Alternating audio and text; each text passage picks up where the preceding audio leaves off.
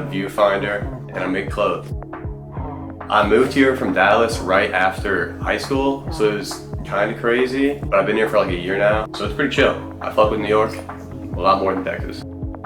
I think the one big thing I want to do in the near future is like pop-ups, and then maybe one day have a store, but for now, doing some pop-ups would be sick. What made me want to start the brand was like skating as a kid. I wanted to have a skate company, and selling skateboards is like really difficult. So I started like knocking up t-shirts and shit. And I got a sewing machine whenever I was like 16. So I just started sewing a bunch of like beanies and random stuff, and I eventually started screen printing. And I had like no money, so everything was thrifted, and we still do that.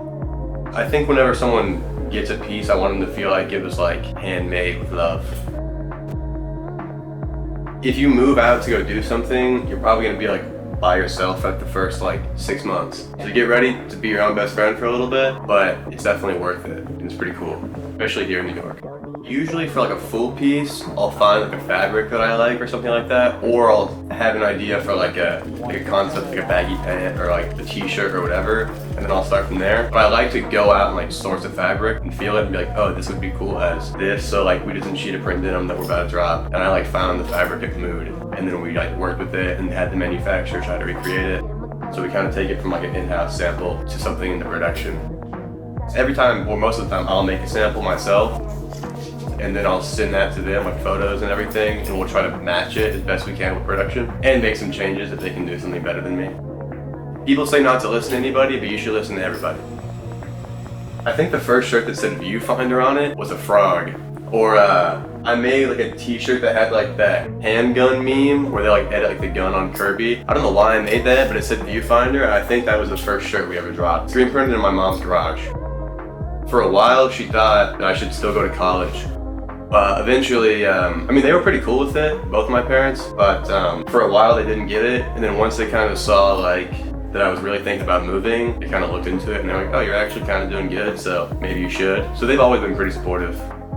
I think the biggest thing I've learned about myself and about people doing this is like you can actually do like a lot by yourself and get a lot of stuff done if you really want to. But you gotta like make sure you actually enjoy doing it, and you can do a lot. I think the biggest struggle with doing this is trying to make sure everything's perfect, and also making sure that I'm doing enough. Like there's technically always work to be done, it's like something else to do, but you also have to take like a little bit of free time for yourself. So the biggest problem I've had is managing how much I'm gonna work or how much I'm not going to work. Being content with like letting things sit for a second and doing something that I want to do personally. Even though I enjoy doing this, sometimes it's hard to like put it down.